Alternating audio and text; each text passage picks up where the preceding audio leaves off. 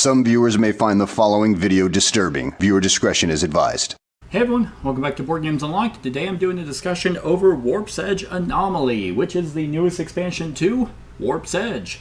I have already done I believe a run-through and a discussion over Warp's Edge, so you can definitely go check that out and hear my thoughts on this as a solo, like in the Renegade solo series that they've done for 3 games.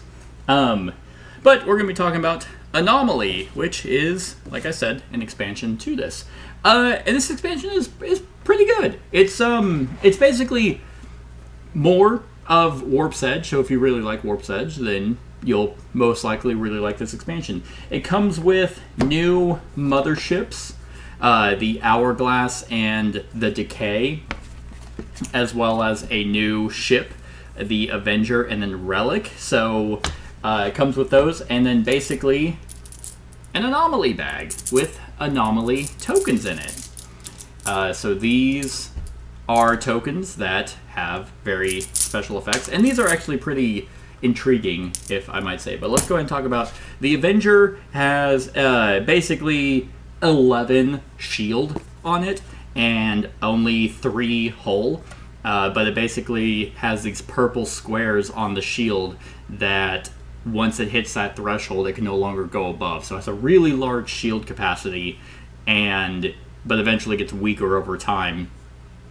And then you can also spend 2 energy to repair your hull. So I think that's pretty neat. But, I mean, if you're repairing your hull, by the time you're using that, your shield's not going to be that much. But still, every little bit helps. And then the Relic has 5 hull and 6 shield.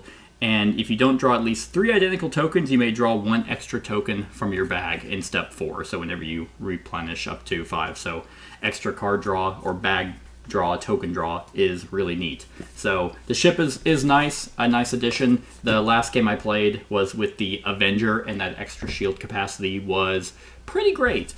And then the Decay and the Hourglass are pretty high difficulties. The Decay is a 5-star difficulty, and the Hourglass is 4.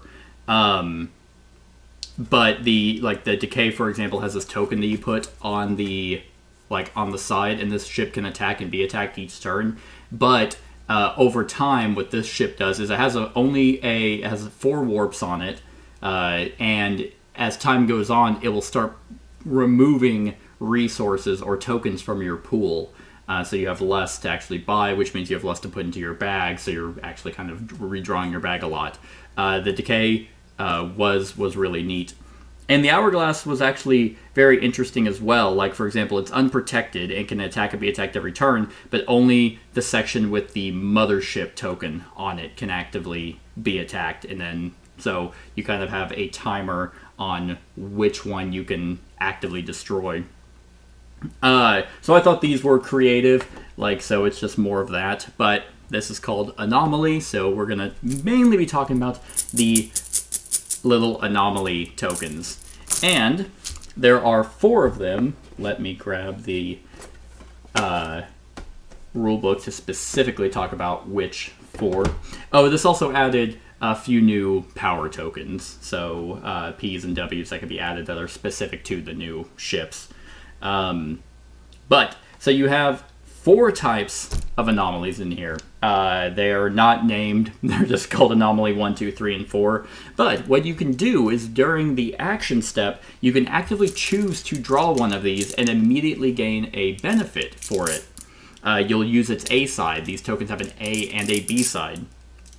And whenever you use the A side, whenever you reshuffle these into your bag and you draw it again, then you have to use the B side, which is a negative effect. So for example, the Anomaly 1 is side A. You gain 1 value 2 laser token from the supply, and you add it directly to your pool, which is really good. But whenever you draw that again, you have to use the B side. So it's a one-time benefit, but then you have a continuous negative effect. And the B side is you discard 1 laser token from your pool, and then you draw 1 token from your bag and add it. And these, I thought, were a very nice addition, giving you kind of a, not necessarily a push your luck, but a potential one-time benefit that could really help you out throughout the game at the risk of drawing it a lot. And I mean by a lot, like, you're most likely going to draw it eventually, but what's really nice about these is the side B of these effects. They're not like hugely devastating. Like discarding a 1 laser token from your pool, yeah, that might not be great. You might now be less, you might not be able to destroy a ship now, but at least it lets you replenish from your bag. So it's like, oh, dang it, I drew. It kind of replaces the anomaly token that you drew. So you're still down a token, but you're not down 2 tokens because the anomaly itself is not necessarily a dead draw. So it does lower your overall pool count, but at the same time,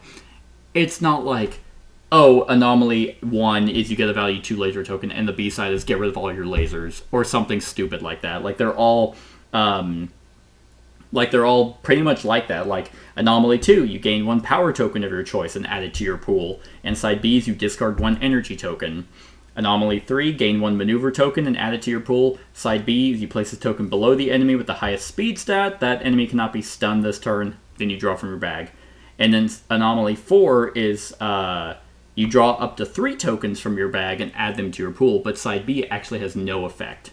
So there are a lot of new enemies that got added as well that obviously will allow you to get anomaly tokens and stuff like that.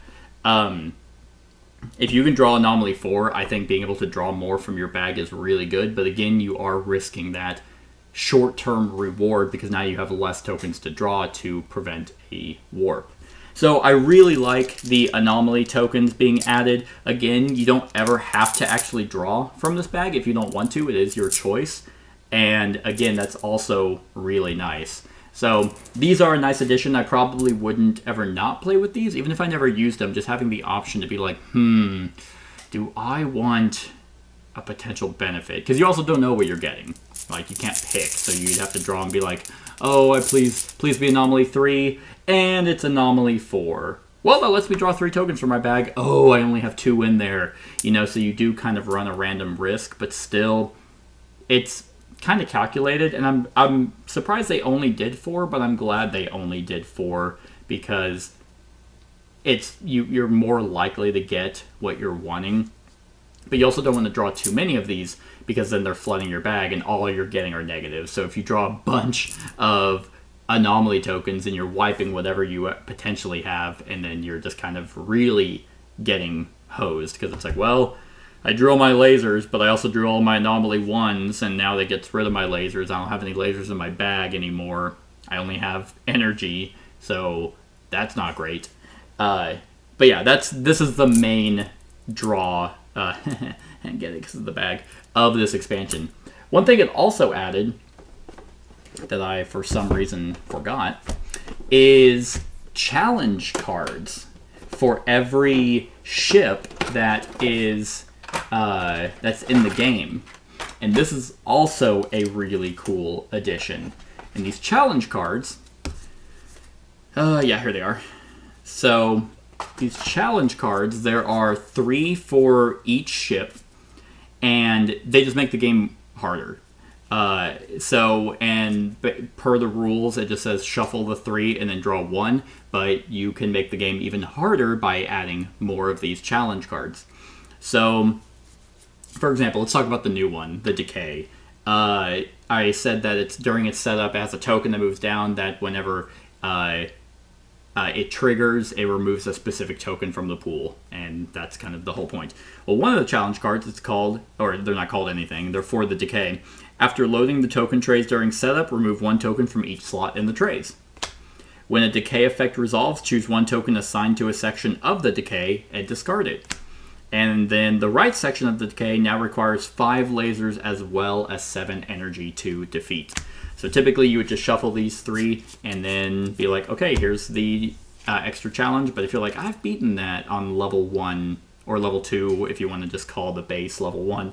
So you can add 2 and then 3 and just have kind of a variable setup for the different motherships. Not only are the motherships weighted with different difficulties, but you can make the easiest mothership to defeat, challenge 1, you can make it harder by adding challenge cards. I think this is a really nice addition. Overall, this expansion does a lot with very little. Especially with the size of this box, you would kind of think there's more in it, but not really. And a friend of mine who actually let me borrow this game, he was like, yeah, it sucks because this expansion doesn't fit in the base game box. And I was kind of able to actually get it to fit in here, which is pretty neat. But that is it at its max. I do not have any other way to store it all. I mean, you could always just take the token trays out that store everything, but that's kind of a nice addition. But yeah, that's pretty much it for Warp's Edge Anomaly. I don't really have any negatives. It's a small expansion. If you don't like Warp's Edge, this expansion probably isn't going to do anything for you unless you hate it for it being too easy. If you think the game is insanely easy, regardless of which mothership you go against, well, then maybe the challenge cards might make it exciting for you, or the risk of the anomaly tokens. But overall, it is just more optional stuff to add and more of the same thing. So, as an expansion, I'm going to give Warp's Edge I'm going to give it an 8. I think it's a really, really good expansion. I would have liked to see, it comes with 2 motherships, and it comes with 2 regular ships. I would like more of that. I think 4 motherships would have been nice, 4 new ships. But other than that, I don't really have a whole lot of problems with it. So that's my thoughts on Warp's Edge Anomaly. Let me know what you think of this expansion in the comments below. Other than that, like, comment, share, and subscribe, and have a wonderful whatever time of day it is for you. Hey everyone, thank you for watching, and I really hope that you enjoyed the video. If you would like to see more of my content, go ahead and click that subscribe button and the bell to be notified whenever I upload any new content. If you feel like supporting the channel, you can go ahead and click that Patreon link to be taken to my Patreon, and any help is truly appreciated. Other than that, stick around for any other run-throughs or reviews or cool top 10s or whatever I feel like putting on. Other than that, like, comment, share, and subscribe, and have a wonderful whatever time of day it is for you.